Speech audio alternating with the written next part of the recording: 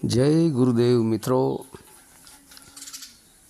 પરમાત્મા દરેકને સુખ શાંતિ આપે તેવી પરમાત્માને પ્રાર્થના.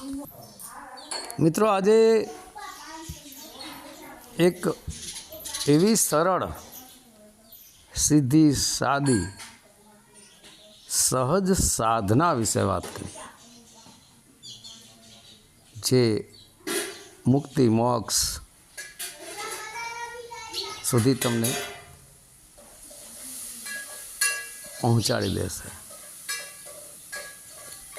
એ સાધના છે મિત્રો સોહમ મહામંત્ર. સરળ સહજ સાધના છે જે મુક્તિ મોક્ષ અંતિમ સ્ટેજ પરમાત્મા સુધી તમને પહોંચાડી દેશે. એક જ એવી સોહમ શબ્દ સાધના છે. બરાબર? જ્યારથી દુનિયા બની છે, જે બનાવનાર છે એ સ્વયં પરમપિતા પરમાત્મા છે. એના મારફતે જ આખી દુનિયાની રચના કરવામાં આવી છે. મિત્રો, આત્મા તો અનેક છે, પરમાત્મા એક જ છે. આ નોટ કરી લેજો. ઘણા કહે છે કે આત્માને ઓળખવાથી મુક્તિ થઈ જાય છે. બરાબર? પણ મિત્રો, એ કયો આત્મા છે? આત્મા અનેક છે. કયો એ આત્મા વિશે વાત છે? એ શુદ્ધાત્મા વિશે વાત છે. શુદ્ધાત્મા છે ને મિત્રો, એ જ પરમપિતા પરમાત્મા છે. એટલા માટે એને પરમ આત્મા કહેવામાં આવે છે. આત્મા અને પરમ પ્લસ આત્મા, આત્માની ઉપર પરમ શબ્દ લગાડવામાં આવ્યો છે. જો આત્મા સર્વવ્યાપક હોય, બરાબર, તો પરમાત્મા શું કામ સર્વવ્યાપક કહેવામાં આવ્યું છે? વિચારવા જેવી વાત છો મિત્રો. કારણ કે મિત્રો, આત્મા જે છે ને એ તો ગીતાના મત અનુસાર ભગવાન કૃષ્ણ સ્વયં અર્જુનને કહી રહ્યા છે કે અર્જુન, આત્મા અજર અમર અવિનાશી છે. આત્મા મળતો નથી. તો શું કહે છે કે આત્મા મળતો નથી? બરાબર? તો હવે વિચારવા જેવી વાત એ છે, તો મરે છે કોણ? મરે છે શરીર. તો કે શરીરે મળતું નથી, એ તો પાંચ તત્વમાં વિલીન થઈ જાય છે. પાંચે પાંચ તત્વ. આપણે સંસારને જઈને અંતિમ ક્રિયા કરતા હોય છે અગ્નિ સંસ્કારની, બરાબર? એમાં રાખમાં રૂપાંતર કરીએ છીએ. આપણે આકારનું રાખમાં રૂપાંતર કરી દઈએ છીએ. નિરાકાર, જેનું કોઈ સ્વરૂપ નથી, રાખ હોય છે માત્ર, બરાબર? ઢગલો હોય. તો ભગવાન અર્જુનને કહે છે, જેવી રીતે આપણે વસ્ત્રો પહેરીએ છીએ, કપડાં, બરાબર? એ કપડાં જૂના થઈ જાય એટલે આપણે એ કપડાં બદલી અને બીજા કપડાં પહેરતા હોય છે, બરાબર? અથવા તો કપડાં ફાટી જાય તો આપણે બીજા કપડાં પહેરતા હોય છે. હવે કપડાં ફાટવાનો અર્થ શું છે?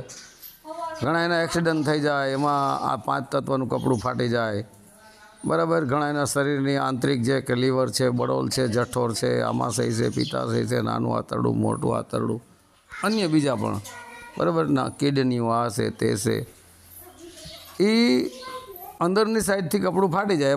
જોકે આ તો પૂરેપૂરું કપડું જ છે. અંદરથી ફાટી જાય એટલે પછી આજે આ પાંચ તત્વના ઘરમાં રહેનારો જે આત્મા છે આ 5 તત્વના ઘરરૂપી કપડું આ છોડી અને નવા ઘરમાં રહેવા જાય છે. મતલબ વસ્ત્ર જૂના થાય એટલે નવા વસ્ત્રો ધારણ કરે છે. એટલે વૃદ્ધોના જેમ કે મૃત્યુ થઈ જાય, જૂના વસ્ત્ર થાય ને બાળકોના જન્મ થાય, નવા વસ્ત્રો ધારણ કરે છે. બરાબર, આ હિસાબ કિતાબ છે. જેવી રીતે મિત્રો આપણું જ ઘર હોય છે, આ પથ્થર ને ઈંટો સિમેન્ટથી બનાવવામાં આવ્યું હોય, એ પડી જાય એટલે આપણે બીજા ઘરમાં જતા હોય છે, એવી રીતના. બરાબર છે. તો એનો અર્થ એ થાય છે મિત્રો કે આત્મા જે છે એ એક શરીર છોડીને બીજા શરીરમાં તો ફરી જ રહ્યો છે. એ તો ફાઇનલ વાત થઈ કે નહીં? બરાબર, ચોખ્ખી વાત છે કે નહીં? તો પછી આત્મા એનો અર્થ છે કે આત્મા જીવન મરણના ચક્કરમાં ફેરા તો ફરી જ રહ્યો છે ને. શું કામે ફરી રહ્યો છે? પોતાની જે સુરતા છે, પોતાનું જે ધ્યાન છે, જે જીવ છે, જેને અવચેતન મન પણ કહેવામાં આવે છે, ચિત્ત પણ કહે છે, એ અવચેતન મન જે છે એ જ સુરતા છે, એ જ જીવ છે, એ જ ધ્યાન છે. એ ફસાઈ ગયો છે શેમાં? આ 5 તત્વના કપડામાં. કે હું શરીર છું, હું 5 તત્વથી બનેલો દેહ છું, હું જન્મું છું, હું મરું છું. બરાબર, હું મન છું, હું બુદ્ધિ છું, હું ચિત્ત છું, હું અહંકાર છું, હું રજોગુણ તમોગુણ સત્વગુણ છું. આવી બધી વિટંબણાઓમાં, આવી બધી ભ્રમણાઓમાં એ આત્માની સુરતા ફસાઈ ગઈ છે. તો મિત્રો આત્મા જે છે એને પારક સિદ્ધાંત એક જબરજસ્ત એક સંપ્રદાય છે, એક પંથ ચાલી રહ્યો છે, પારક સિદ્ધાંત. જબરજસ્ત, બહુ ટોપ લેવલનું એ લોકોનું જ્ઞાન હોય છે. જો કે હું તો કોઈ પંથાપંથીઓને માનતો નથી. બરાબર, હું તો બધા ધર્મો અને બધા પંથોથી ઉપરની જ વાત કરું છું. કારણ કે હું તો મારા માટે સમાન ધર્મો છે બધા. બરાબર, પરંતુ હું તો આવું કોઈ પંથાપંથિક વાળાવાળીને માનતો નથી, ધર્મીને માનતો નથી. બરાબર, નાતી જાતિને માનતો નથી. બરાબર, હું તો આવી કોઈ ચીજને માનતો નથી. હું ઓનલી ફોર પરમાત્માને માનું છું. તો હું પરમાત્માને માનું છું ઓનલી ફોર. તો હું કહેનારો કોણ છે મિત્રો? મારી અંદર હું કહેનારો એ જ આત્મા છે. એક મિથ્યા અહંકાર છે, હું કરતો ફરે એક મિથ્યા અહંકાર, મિથ્યાભિમાન. પણ હું કહેતા પોતે કહેતા આત્મા. બરાબર, તો એક જ પરમપિતા પરમાત્મા મિત્રો સર્વવ્યાપક છે. હું ઘણા ઓડિયોમાં બોલી ચૂક્યો છું કે પરમાત્મા વગર એક કણ પણ ખાલી નથી. ઘણા ઓડિયોમાં બોલું છું કે પરમાત્મામાંથી આત્મામાંથી જીવ કહો, ચેતન મન કહો, સુરતા કહો, એ પ્રગટ થઈ. એમાંથી રજોગુણ તમોગુણ સત્વગુણ 3 ગુણ પ્રગટ થયા. પછી પહેલું આકાશ તત્વ, પછી વાયુ તત્વ, અગ્નિ તત્વ, જળ તત્વ અને પૃથ્વી તત્વ. તો ક્યાંથી આવ્યું પૃથ્વી તત્વ? સરવાળે પૃથ્વી તત્વ પરમાત્મા દ્વારા જ પ્રગટ કરવામાં આવ્યું ને. કારણ કે પરમાત્મા સિવાય કોઈ કાંઈ હતું જ નહીં. તો એક ભાઈ મને ફોન કર્યો હતો.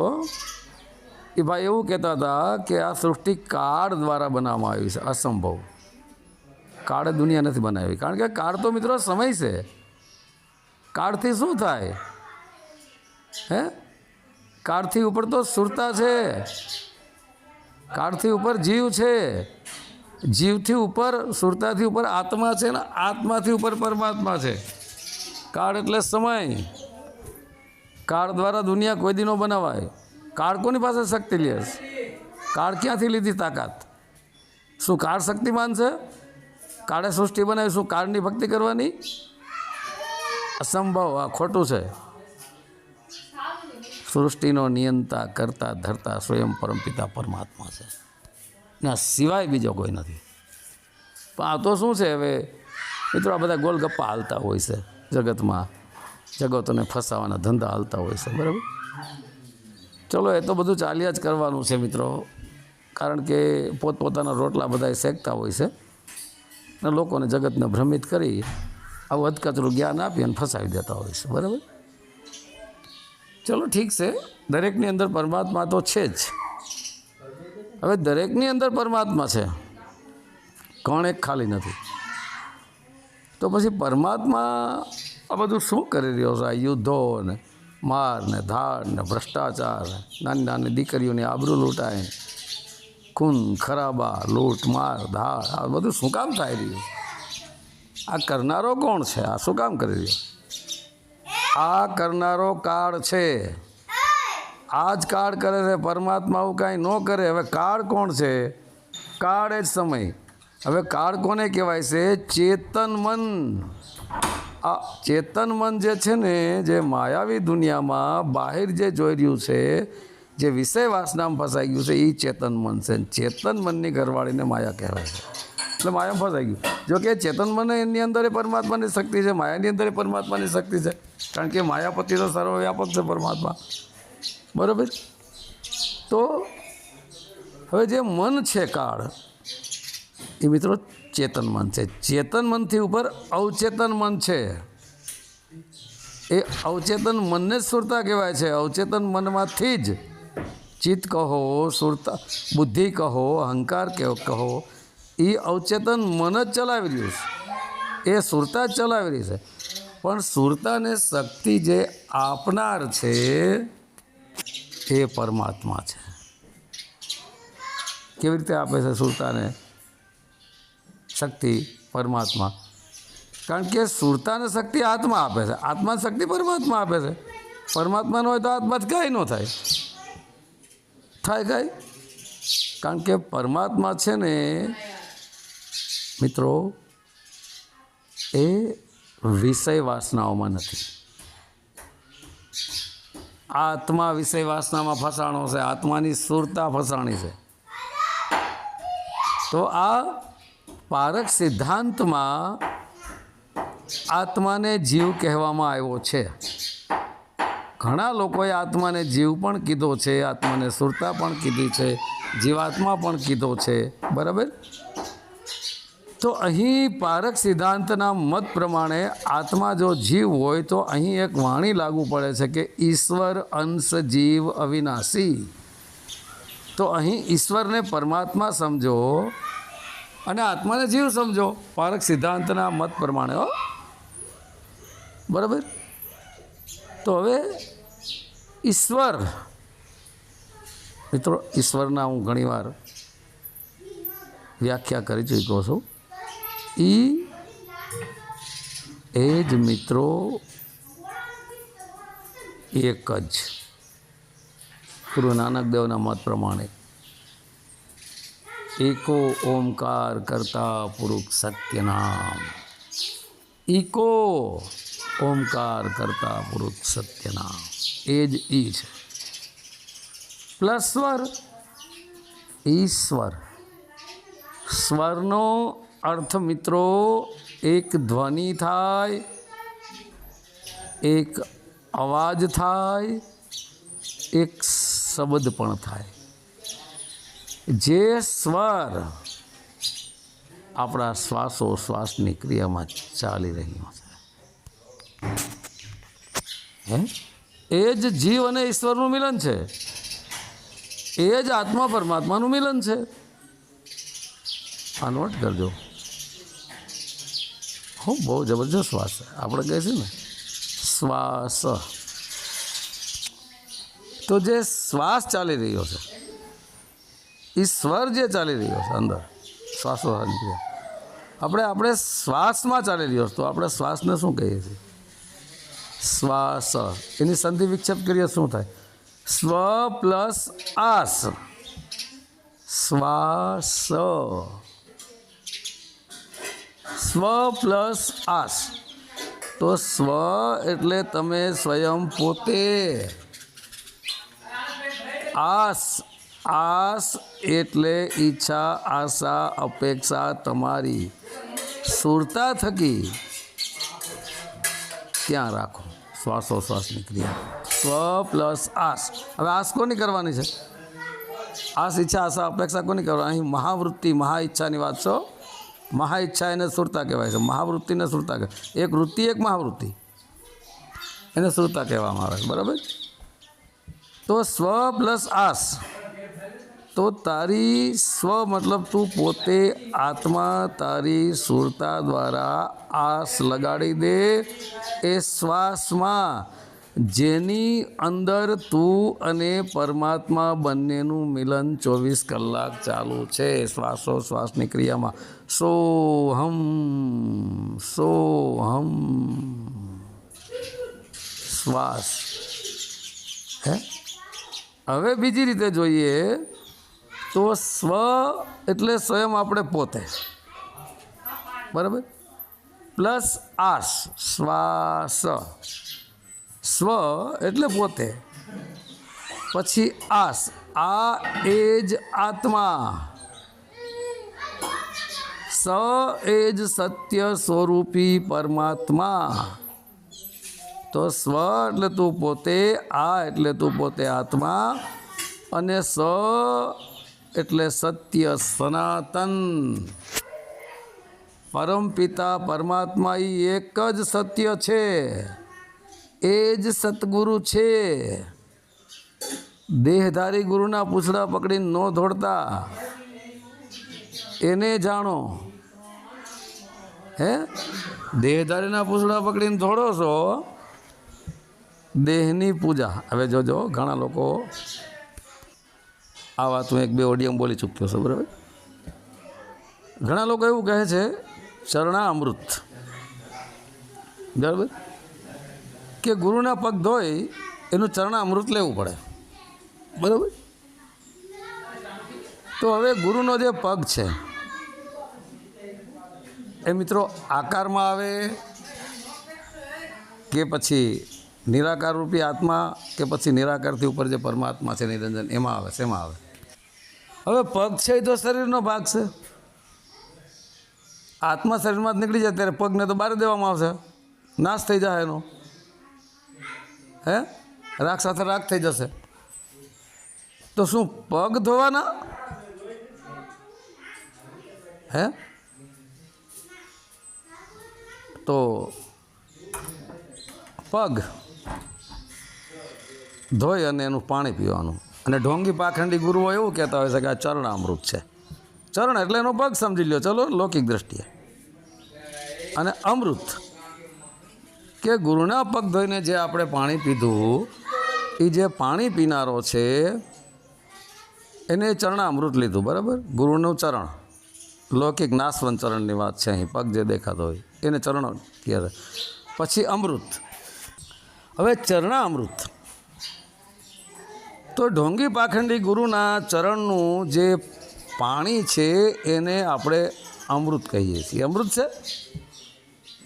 હે એ તો જળ તત્વ છે. આપણી તરસ જાય પાણી પીવાથી, પણ થોડુંક ગુરુના પગનું પાણી પીવા થોડી તરસ જાય. અને ગુરુને કદાચ ટીબી હોય તો બધાને થઈ જાય કે નહીં? ગુરુને કદાચ કોરોના થઈ ગયો હોય ને પાણી પીએ તો બધાને થઈ જાય ને. જો કે કોરોના વખતે કોઈ ગુરુએ પગ ન ધોરાવ્યા. અરે ગુરુ પોતાના શિષ્યોને નહોતા આવતા દેતા, ન આવતા કોરોના. એ તો એ ગુરુને મોતની બીક છે. તો ગુરુ તો નિર્ભય હોય. એટલે આ બધું મિત્રો તુથમ તુથ છે, લોલમ લોલ છે, દુનિયામાં હાલે છે ડીંડવાણું સાચું, એનું કારણ ન સમજાણું. ચલો એ ચરણ માની લીધું, હાલો આપણે ચરણ અમૃત માની લીધું. ચરણ ગુરુનું ઢોંગી પાખડીનો પગ જે ધોઈને આપણે પાણી પીધું. ચરણ પ્લસ અમૃત. મૃત અને અમૃત. મૃત એટલે મરી જાય, અમૃત એટલે જે મરે નહીં, જે અજર અમર અવિનાશી થઈ જાય. તો પછી આ ગુરુ, આ ચેલા ચપાઠા, એ બધા મરી શું કામ જાય છે? ગુરુએ પગ ધોઈને પાણી પીવરાવ્યું અને ચરણામૃત હોય તો બધા મરી શું કામ જાય છે? હે અને પગ ધોઈને પાણી પીવાથી શું જ્ઞાન તો કોઈને થતું નથી. અને એના ગુરુએ એના ગુરુને પાણી પીધું, એનો ગુરુ નહોતો પતો નહીં ક્યાંય માટી માટી થઈ ગયો છે. તો મિત્રો આ ઢોંગ છે, પાખંડ છે. પગ ધોઈને પાણી પીવરાવતા જેવા આવા ઢોંગી પાખંડીના ગુરુઓના ઝાડમાં ફસાતા નહીં. આ નવટંકી છે, નાટક છે, બરાબર. પગ ધોઈને પાણી પીવરાવે, પછી અંગૂઠે ચાંદલો કરાવે, કપાળે ચાંદલો કરે, હે પછી દેહની આરતી ઉતરાવે, દેહની પૂજા કરાવે. આ શેની પૂજા થઈ? આ તો દેહની પૂજા થઈ, શરીરની પૂજા થઈ. તો શરીર તો કાયા છે, કાયા એ જ માયા છે. તો શેની પૂજા થઈ? માયાની પૂજા થઈ કે નહીં? નોટ કરજો મારી વાતમાં. અહીંયા તો સત્ય જ ધર્મ છે. મારે કાંઈ ગુરુ બનવું નથી, મારે કાંઈ દુનિયાને ઠગવા નથી, મારે કાંઈ લૂંટવા નથી. હું કોઈ સાહેબ નથી, હું કોઈ સંત નથી, હું કોઈ મંત નથી, હું કોઈ બાપુ નથી, હું કોઈ ગુરુ નથી. હું તો એક સામાન્ય માણસ છું તમારે જેવો, પણ સત્ય વાત તો બતાવીશ. તો આ બધી માયાની પૂજા થઈ કે નહીં? પછી ઢોંગી પાખંડી જે ગુરુ હોય છે એ કોઈ પણ ના ઘરે જાય એટલે ત્યાં 50-50, 100-200 માણસો ભેગા કરે. ઓલા એના ચમચા હોય ને, હુજુરિયા, દલાલ કરવાવાળા હોય ને જે ચમચા હુજુરિયા, એ 100-200 માણસો ભેગા કરે ત્યાં. આ ઢોંગી પાખંડી ગુરુ પૂગી જાય. તો ઢોંગી પાખંડી ગુરુ આવે ને એ પહેલાં એના ચમચાઓને કહી દીધું, ઓલા ચમચા જે ચેલા ચપાટા હોય, શિષ્ય તો હોય જ નહીં કે એ ચેલા ચપાટા શું કરે? ફૂલ એટલા લાવે, ફૂલની પથારીઓ કરે, બરાબર.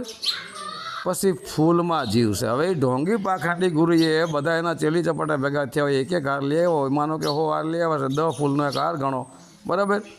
તો 100 હાર લેવા હોય તો વિચારો તો તમે કેટલા ફૂલનો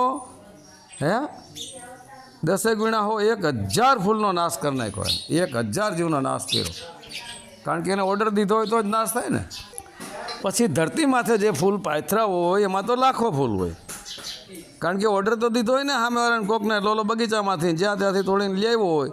એટલે જેટલા જીવ એને મારી નાખ્યા, જેટલા જ ફૂલનો એને ઓર્ડર દીધો એટલા જ ફૂલ તો ઓલા તોડ્યા જ હોય ને, મારી નાખ્યા ને લાખો ફૂલ.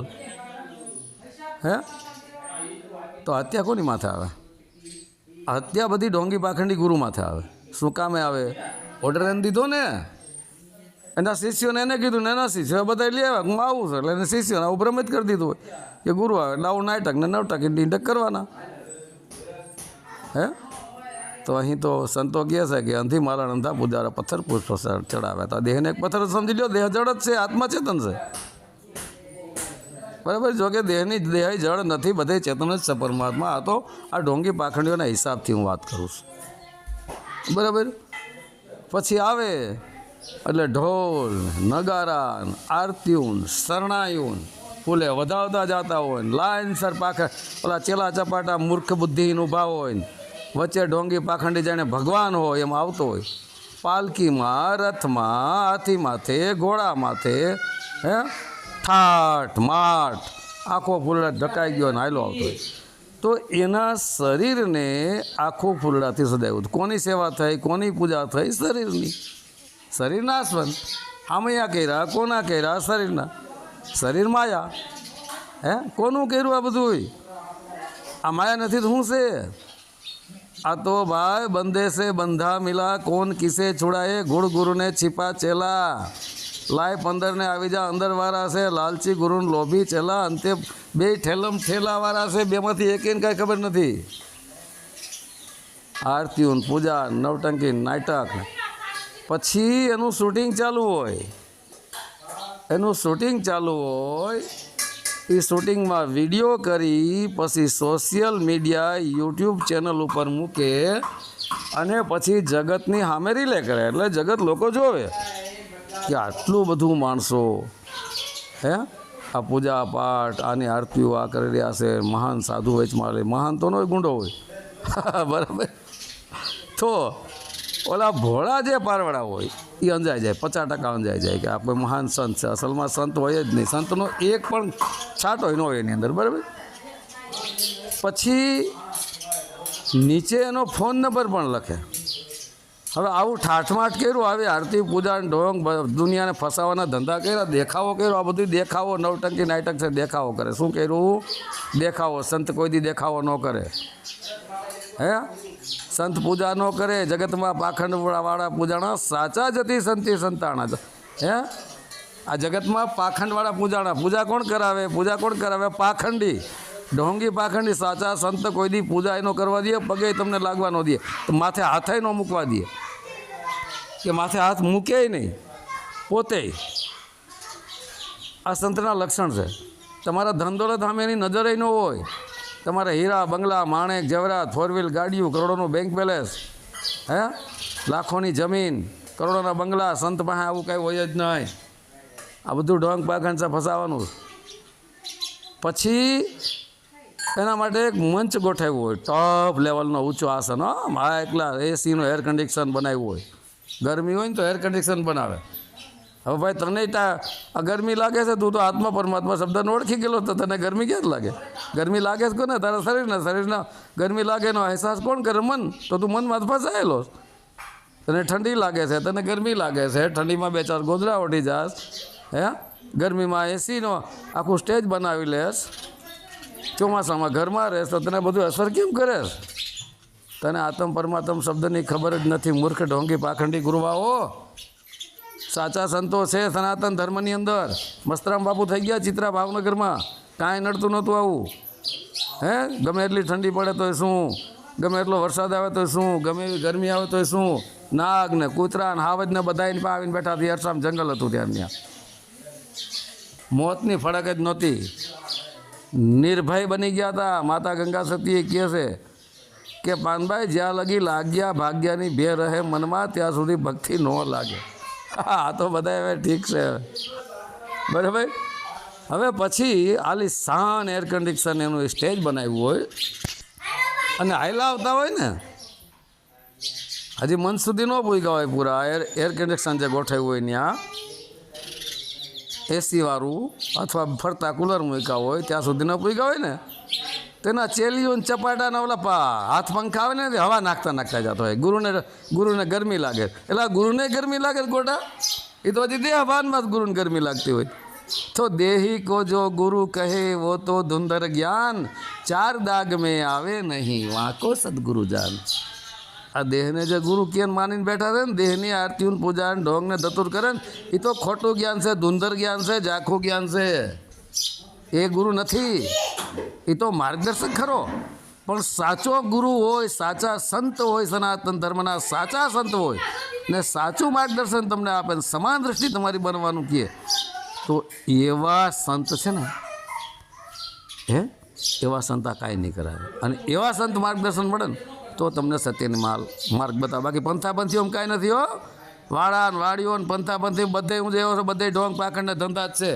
અંદરો અંદર ઝઘડા, વાદ વિવાદ, તર્ક વિતર્ક. હે ઓલો કે હું મોટો ને ઓલો કે હું મોટો ને ઓલો ઓલા ના પાડે ને ઓલો ઓલા ના પાડે. હવે ભાઈ તમારા વાડામાં ઘેટા ને બકરા ને ગુરુ ને બધા ઝઘડા કેરા કરી થયા, બાયદા બાય થયા, તમારા વાડો નથી સુધરો, તમારા ઘેટા બકરા તમારા કાબુમાં નથી, ઠેકીને જવા માંડ્યા છે અને વાદ વિવાદ કરે. તમે જગતનું હું તમે સુધારી દેવો? ઢોંગ પાખંડ કરવા નીકળી પડ્યા છો. પછી ભાઈ મંચ માથે પૂગે ને, હે પછી ચેલીઓ ને ચપાટા ને 1000 ને 2000 ને 500 ને, કોઈ તો મોબાઈલમાં નાખી દે ને, ગૂગલ પ્લેથી નાખે ને, કોઈ સફેદ કવરમાં બાંધીને દે ને, પણ એનું શૂટિંગ ન કરે. એનું શૂટિંગ એટલા માટે ન કરે, ખબર પડી જાય કે તો પૈસા ધૂતો હારો, શૂટિંગ સારું કરશે. પછી ચેનલ માથે આવે, બસ જોવે એટલે ભોળા પારોડાને એમ થાય કોઈ મહાન સંત છે, બરાબર. એટલે 50% અંજાઈ ગયો ભોળો પારોડો. વિવેકહીન જે માણસ હોય, મૂર્ખ બુદ્ધિહીન, જે બિચારા ભોળા જેને હોત કહેવાય. ચલો ને પછી થોડીક અડધી કલાક કે કલાક કથણી બકણી કરે. 52 અક્ષરી. આ 52 અક્ષરી શબ્દોની ઝાડ પાથરે અને એવું ક્યાંક મુક્તિ અને મોક્ષ અમારી પાસે છે. જાણે ભગવાન એને ટોપલા ભરી ભરી મોકલો એવી રીતે મુક્તિ મોક્ષ અમારી પાસે છે. એમ આ હું ટોપલા ભરી ભરીને આવ્યા મુક્તિ મોક્ષના.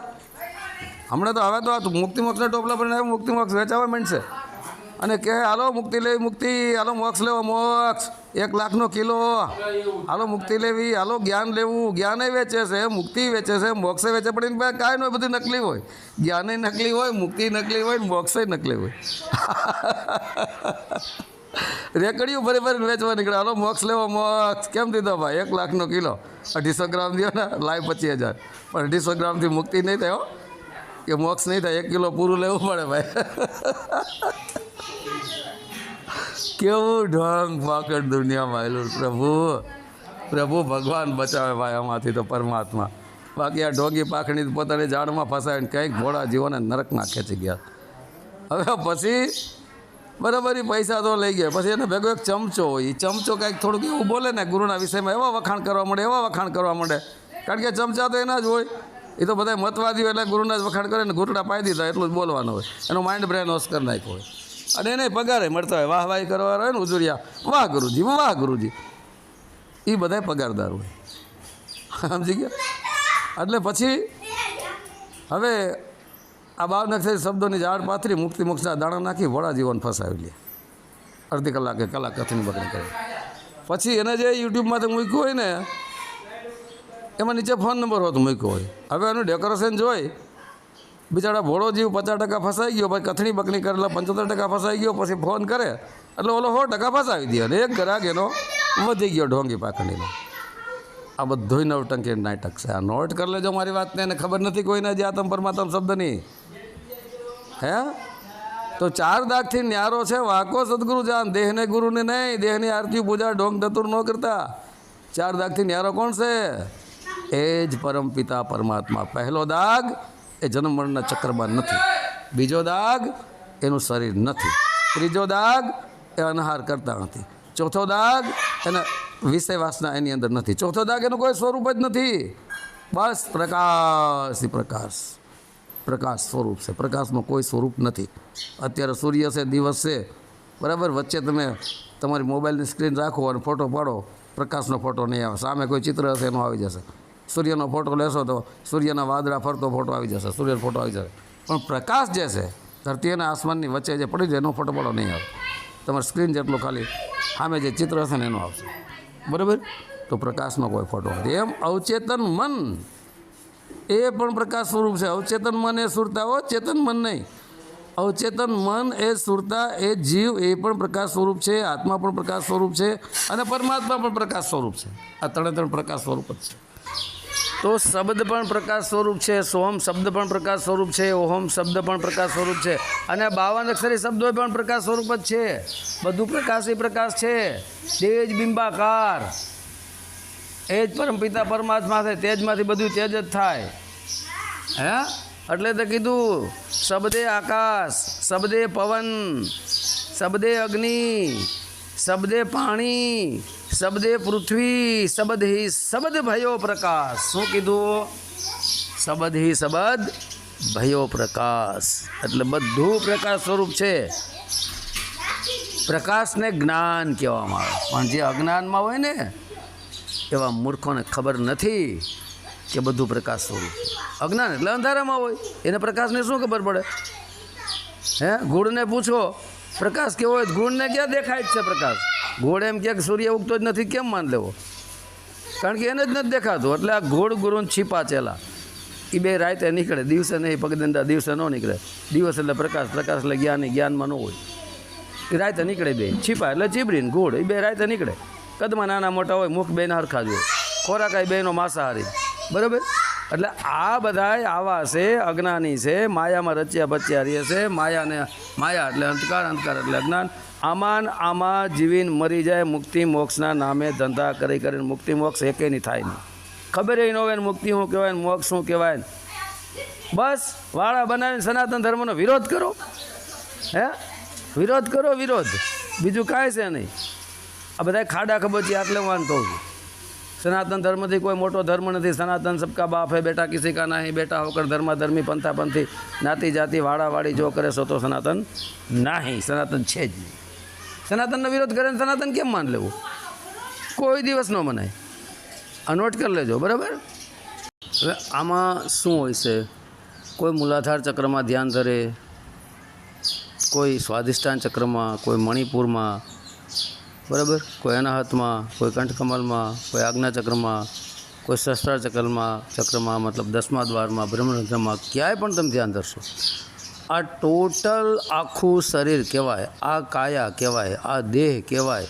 આ કાયા એ જ માયા છે. શરીરમાં તમે ક્યાંય પણ ધ્યાન ધરશો એટલે એ માયાવી ધ્યાન થયું, કાયાનું ધ્યાન થયું, બરાબર. આ માયામાં, આ કાયામાં ધ્યાન ધરવાથી કોઈ દિવસ મુક્તિ થાય નહીં. માયામાં અટવાઈને રહી જાઓ. આ ચિત્રનું ધ્યાન થયું, બરાબર. આને શબ્દનું ધ્યાન ન કહેવાય, આને સુરત શબ્દ યોગ ન કહેવાય, બરાબર.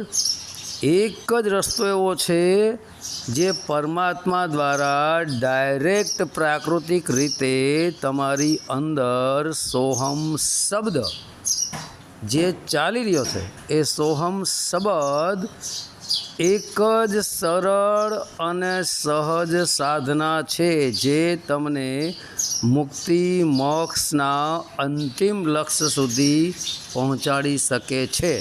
બીજી કોઈ સાધના એવી નથી જે તમને અંતિમ લક્ષ્ય પરમાત્મા સુધી પહોંચાડી શકે. બરાબર, આ નોટ કરી લેજો મારી વાતને. હવે જે ભાઈએ મને ફોન કરીને કીધું હતું એના ઉપર આવીએ કે ભાઈ સૃષ્ટિ કાળ દ્વારા બનાવવામાં આવી છે. બરાબર, તો કાળ કોણ છે? કાળ એ જ સમય. ચેતન મન જે છે એ કાળ છે. આ ચેતન મન, બાહિર ચેતન મન જે આખી દુનિયાને જોઈ રહ્યું છે એ બધા એને ફસાવનાર છે. એ જ કાળ છે. જ્યાં જ્યાં તમારું ચેતન મન જોશે એ વસ્તુમાં તમે ફસાઈ જશો. બરાબર, કાળ એ જ ચેતન મન છે. આ બધાને ફસાવવાનું છે. તો આ કાળરૂપી ચેતન મને સૃષ્ટિ પોતાની બનાવી લીધી છે, પોતાની દુનિયા બનાવી લીધી છે. ઈચ્છા, આશા, અપેક્ષામાં ફસાઈને પોતાની એક દુનિયા એને બનાવીશ. કોને? કાળે માત્ર પોતાની દુનિયા બનાવી છે, જેની અંદર કાળ છે. જેની અંદર મનની તરંગો છે, મનની તરંગોમાં જે ફસાયેલો છે એ કાળની જાળમાં ફસાયેલો છે. અને એ કાળે પોતાની દુનિયા બનાવી છે, પોતાની સૃષ્ટિ અલગ બનાવી છે. એને કાળે બાકી સમગ્ર સૃષ્ટિ, પૂરું વિશ્વ, બ્રહ્માંડોના બ્રહ્માંડો, આ જે સૃષ્ટિ રચના છે, આ જે સૃષ્ટિ કરનાર છે તે પરમપિતા પરમાત્મા છે, જેને પૂરા વિશ્વની દુનિયા બનાવી છે. એ સૃષ્ટિ રચના છે. કાળે માત્ર પોતાની દુનિયા બનાવેલી છે. પોતાના આશા, ઈચ્છા, અપેક્ષાઓમાં, મનની તરંગોમાં, મોહ માયામાં જીવન જીવનારો એને એ પોતાની દુનિયા સમજે છે. જેવી રીતે તમે આપણે કોઈ ડુક્કરને, ભૂંડને, સુવરને પૂછીએ કે ભાઈ દુનિયા કેવી છે, જિંદગી કેવી છે, એટલે એ તો કાદવ કીચડમાં પડ્યું રહેતું હોય. 7-8 બાળકોને જન્મ આપતું હોય અને કાદવ કીચડમાં જ પડ્યું રહેતું. એટલે ભાઈ દુનિયા તો મારી મસ્ત છે. કારણ કે ભૂંડે, ડુક્કરે એની કાદવ કીચડવાળી દુનિયા, એની દુનિયા બનાવી લીધી છે. બરાબર, પણ હંસની દુનિયા બીજી નથી. બગલાની દુનિયા માછલા ખાવાની એને બનાવી લીધી છે, હંસે મોતી ખાવાની બનાવી લીધી છે. એમ કાળ જેની અંદર સવાર છે, મનરૂપી કાળ, સમય, એને પોતાની દુનિયા અલગથી બનાવી લીધી છે. બાકી સમગ્ર દુનિયા, સમગ્ર સૃષ્ટિ રચનાનો કરતા ધરતા જે છે તે પરમપિતા પરમાત્મા છે. પરમાત્મામાંથી આત્મા, આત્મામાંથી અવચેતન મનરૂપી સુરતા કહો, જીવ કહો, અવચેતન મન કહો. એમાંથી 3 ગુણ, રજોગુણ, તમોગુણ અને સતોગુણ. એમાંથી પહેલું આકાશ તત્વ, પછી વાયુ તત્વ, પછી અગ્નિ તત્વ, પછી જળ તત્વ, પછી પૃથ્વી તત્વ. આ ટોટલ પરમાત્મામાંથી બનાવેલું છે. બધું એ વિનાશિત છે, કાંઈ નાશવંત નથી. આ પરમપિતા પરમાત્મા સર્વવ્યાપક, અણુ અણુમાં, સ્થાવર જંગમ, કણકણમાં બધી જગ્યાએ છે. પણ એ લેવલ પર જ્યારે આપણે પહોંચીએ છીએ ત્યારે આપણને ખબર પડે છે કે પરમાત્મા સર્વવ્યાપક છે. બાકી એ લેવલની જેને ખબર ન હોય એ આવા ડંફાસ મારતા ફરે. એટલા માટે ઘણી વાણીઓમાં હું બોલું છું કે માનો મત જાનો, માનો મત જાનો. પહેલાં જોવો, જાણો ને પછી એને માણો. આંધ્રા પૂછડા પકડીને ઢોંગી પાખંડી ગુરુઓના નો દોડવા માંડો. એના કરતાં તો મા બાપની સેવા કરી લ્યો. બરાબર, તો હવે જય ગુરુદેવ. સત્ય સનાતન ધર્મની જય.